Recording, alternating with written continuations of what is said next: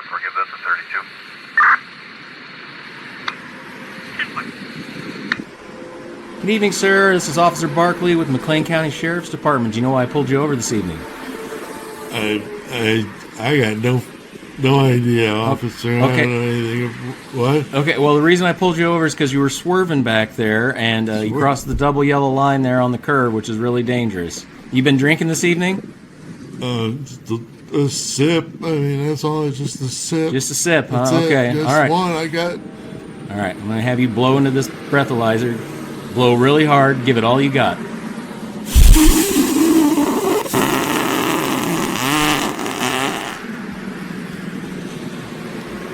Oh, my God. What did I pass? You shouldn't even be alive. You blew a 666. Wow. Is that a pass? Did I win? Mother, man.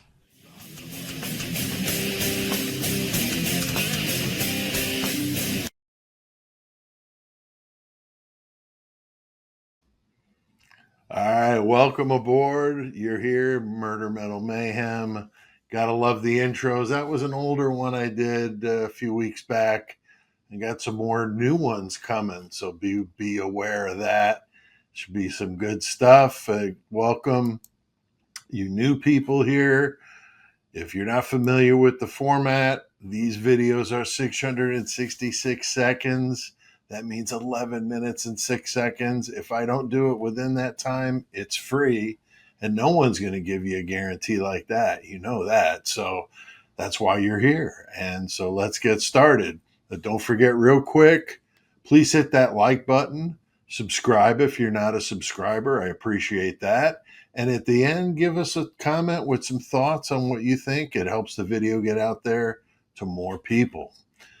Remember, though, this video is for entertainment purposes only. I'm just giving my thoughts and my opinions and some ideas about this case. And I'm not saying anybody's guilty of anything. Everything I say is simply alleged. All right. Now, when it comes to the Idaho 4 case, stuff continues to come out to give us something to talk about. I mean, the docs keep dropping. Pictures are coming out, things about the roommates that survived this whole ordeal, if you want to believe their story, are getting messier by the day. Now, the latest is that we get to see and hear the interview that Moscow PD did with Bethany. I mean, what a joke. The same old rehearsed piece of crap story about fireworks in the night, her being half asleep, sleeping until 11 a.m. I mean, it's a travesty that the people still seem to want to paint her and Dylan in the same light as the Virgin Mary, despite the fact that we know that the two of them are lying through their teeth. Now, I came up with the title of this video, DEATHANY, the same way that couples are sometimes named when you combine both of their names. You've heard that before. Brangelina Jolie and all that kind of stuff. Well, it's always fun to do that with friends, and sometimes the names turn out a little silly, but this time when I did it, the irony of Deathany as the name that came out of these two, I mean, that is just too rich. I mean, Billin didn't really cut it, so Deathany it is, and definitely has a very ominous meaning to it. Now, I must remind everyone that I'm not accusing anybody here. I'm just having a little bit of fun combining their two names. I didn't name them. Their parents did that. They're not survivors. They didn't survive a damn thing. The only way they come out of, something like that unharmed means, in my opinion, that they're either involved in it to some capacity. People who eliminate victims in the dead of night don't leave survivors unless those survivors were in on the crime or they were intentionally left behind to tell the story, to push this ridiculous narrative about the firemen in the house with vacuums. I mean, they must have been, in my opinion, either part of it or were coerced to give their rendition of what happened according to what they wanted them to say. I think, that's the main reason why, they were given the 8-hour head start, is that they were scared to call or told not to call until they had enough of a head start. 8 hours seems like a convenient amount of time.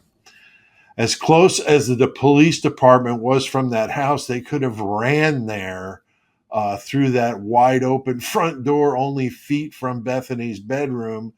They had dozens and dozens of friends who lived next door, across the street.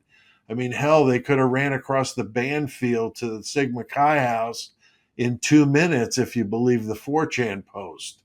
So there is zero reason to stay in that house for that long unless you were directed to do so by somebody else. And I think there's a good chance that neither of them were there while all this was going on, and that they just showed up later.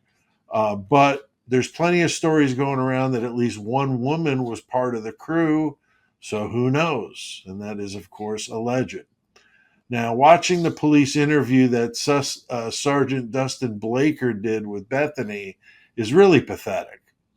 I mean, he's a captain now, so that's a thank you gift from the department for botching up the investigation and running interviews like he was a reporter from a junior high school newspaper talking to the point guard of the winning basketball team.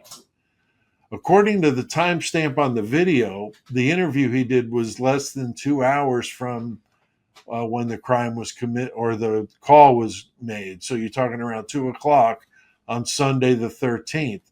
All she did was just repeat the same bullshit story she told the cop at the scene.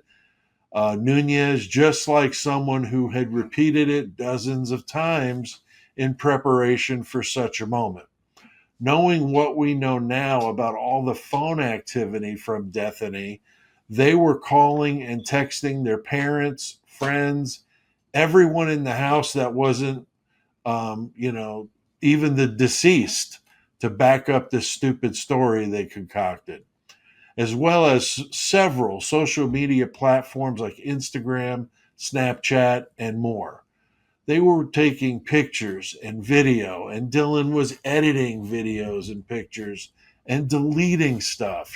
Bethany was as well. So when they both claimed they fell asleep after the attacker left at 4:20 a.m., it's totally absurd. And we know that it's a lie, a huge lie, and only one that would be made up to cover up something they didn't want the police to know. That they were wide awake during the entire massacre, then conspired and connived their way until noon when the 911 call was finally made. I mean, make that make any sense. In any other context, I dare you. Now, I'm sure I'll hear plenty of it in the comments, people somehow defending it, but I think an overwhelming majority of people that follow this channel and subscribe, you guys know the deal, and you're going to be on my side here. Now, imagine DEATHANY was comprised of two guys. Imagine that. Would they be looked at in the same way? We know the answer to that question. Not just no, but hell no. They would have been aggressively questioned by the police and probably held until they could confirm if they did not have some sort of involvement. Checking the phone activity would have given them that answer, at least knowing that they were being lied to. And where there's smoke, there's fire, and good cops know that. Now, I'm sure that if they release any of the Dylan interviews, we're going to get the same nonsense. I mean, why are they blurring out the face of an adult being questioned by police in a quadruple homicide? Have you ever seen such a thing? I haven't. Why are they redacting the names of others aside from the victims? Why are the police coddling them the way that they did? How do they not see something fishy was going on? Are they that incompetent, or were the police in on the whole thing in some screwed up way? I don't want to think that they could have, but my gosh, in this case, I don't know what to believe. And it sure comes off as one seriously shitty school play. Unfortunately, it's real. So what do you guys think? Drop a comment below. It helps the channel, lets me check out your input as well. Don't miss my live tomorrow right here, Sunday, September 7th at 4 p.m. Central. I'm going to be doing an open true crime discussion. So you got a topic you want to discuss, whether it be Idaho 4, Delphi, Sheriff Steins, any of these cases going on, or a past case. You want to talk about John Wayne Gacy or Ted Bundy, whatever, bring it and let's talk about it, okay? 4 p.m. Central tomorrow, September 7th. Check out the link in the description for our killer new merchandise page. 35% off this whole weekend. We've got t-shirts, hoodies, hats, pillows, tank tops, stickers, magnets, phone cases, and more. Tons of good stuff. So go check it out. Great quality shirts, and you get them in about a week. I'd like to thank the membership here at the channel, the Horns High Club, and the Mayhem Squad. You guys are both amazing. I appreciate your support, and I appreciate everyone that watches these videos with us. Please don't forget to hit that like button and subscribe, and I'll see you next time.